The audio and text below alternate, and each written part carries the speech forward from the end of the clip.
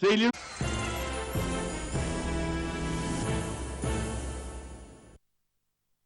Të gjithë të huajt që dëshirojnë të birësojnë fëmijë në Shqipëri duhet të kontaktojnë me zyrat e përfaqësimit të vendeve nga vijnë që nëpërmjet tyre të realizojnë këtë procedurë. Por ndodh që edhe të mos plotësojnë kushtet për të qenë prindër të një fëmije jetim, pasi në kushtet e tyre kuadri ligjor mund të mos jetë i njëjtë me atë të Shqipërisë. Ilir Çumani, drejtori i përgjithshëm i Institutit Kombëtar të Integrimit të Jetimëve, sqaron se shumica e kërkesave për birësim janë nga çifte që nuk kanë mundur të sjellin në jetë një fëmijë, duke shtuar se një proces më i sigurt është birësimi brenda fisit. Kërkesat e shumta vijnë nga ato çifte që nuk kanë mundur të sjellin në jetë në mënyrë natyrale fëmijë, të cilët për shumë arsye kërkojnë që të realizojnë këtë proces dhe të realizohen si prindër natyral, duke u krahasuar si prindër natyral. Janë ato çifte që në rast konkret me një vendim ose me një raport mjekësor janë deklaruar si prindër që nuk mund të lindin. Është një raport që lëshohet me një komision mediko-legal, i cili garanton që çifti në fjalë nuk mund të sjellë në jetë një fëmijë. Atëherë, këto çifte janë të detyruar, e kanë të nevojshme të paraqiten pranë Komitetit Shqiptar të Birësimit, i cili theksoj është autoriteti i vetëm në Shqipëri që merret me këtë proces, që shqyrton të gjitha rastet dhe kërkesat, dhe pasi këto çifte këshillohen në fillim, në fazën fillestare në Komitetin Shqiptar të Birësimit, nisin procedurat për aplikim për birësim, duke nënshtruar të gjitha fazave sipas procedurës që parashikon ligji i funksionimit të Komitetit Shqiptar të Birësimit.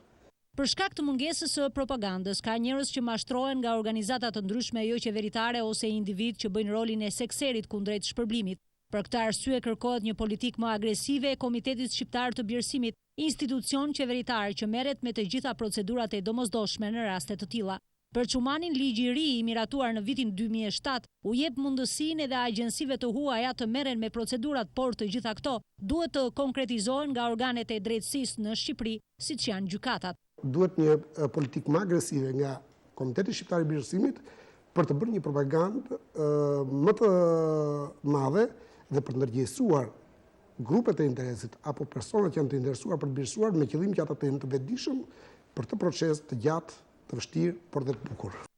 Që nga viti 1990 deri në tetor të vitit 2008 janë regjistruar plot 4.000 aplikime, nga të cilat janë birësuar 1.200 fëmijë, si në Shqipëri ashtu edhe jashtë. Çumani thotë se më e mira për jetimët janë birësimet në Shqipëri, pasi kontrolli është më korrekt dhe i përhershëm. Në rastin të birësimit të fëmijëve jashtë vendit, ndryshon procedura për shkak sepse çiftet që birësojnë, të huaj që birësojnë, nëse qoftë data shqiptar, nëse kanë më shumë se 2 vjet që jetojnë jashtë Shqipërisë, trajtohen si çifte të huaja. Dhe ata duhet që të aplikojnë në vendin përkatës të tyre, ku nëpërmjet agjensisë që ekziston në vendin e tyre, nëse kjo agjenci ka ratifikuar marrëveshjen me vendin tonë, është e detyruar që të nisë procedurat me këtë çift dhe pasi ata kanë aplikuar njësoj siç aplikohet edhe këtu, dosja paraqitet në Komitetin Shqiptar të Birësimit nga agjencia që është e autorizuar dhe ka ratifikuar marrëveshjen me vendin tonë.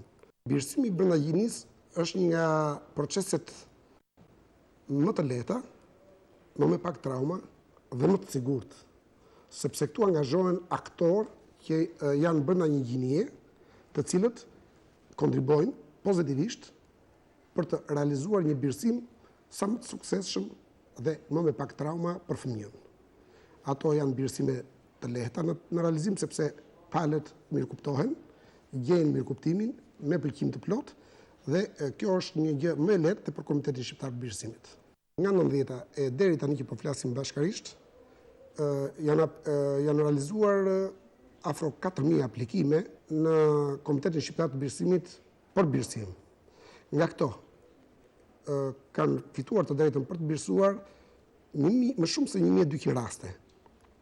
Për arsye sepse procedura e birësimit kalon përmes procedurave selektive, që do të thotë jo të gjitha rastet aplikuese përfitojnë nga ky proces.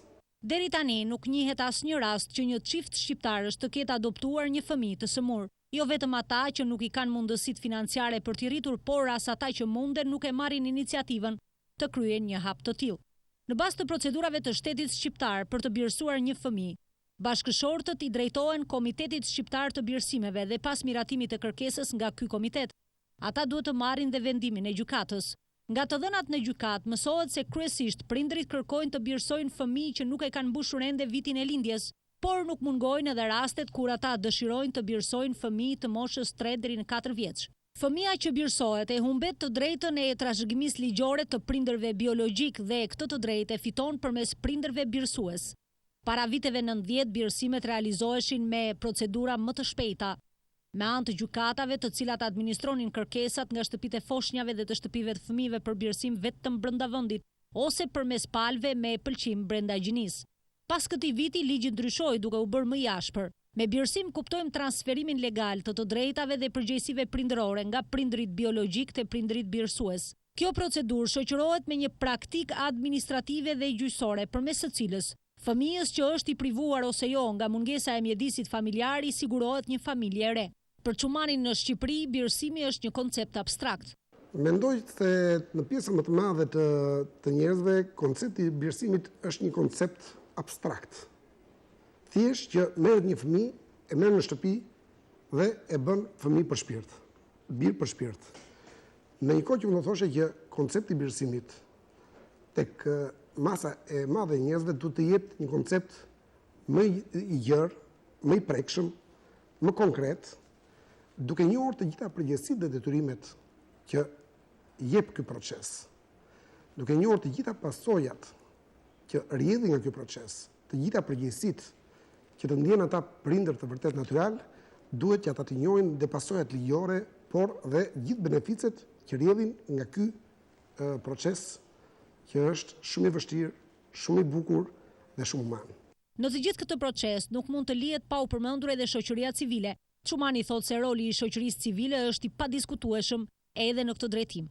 Me ligjin aktual lejohen të licencohen operator privat, gjë që nuk ka ndodhur deri tani për shkak se mendoj unë që mungojnë kapacitetet e nevojshme brenda shoqërisë civile për të krijuar këto zyra, për të ngritur këto hallka që do të jenë komplementare në politikat e procedurave të birësimit dhe që do të përmirësojnë ndjeshëm këtë proces që do të jetë në favor të fëmijëve që janë në nevojë.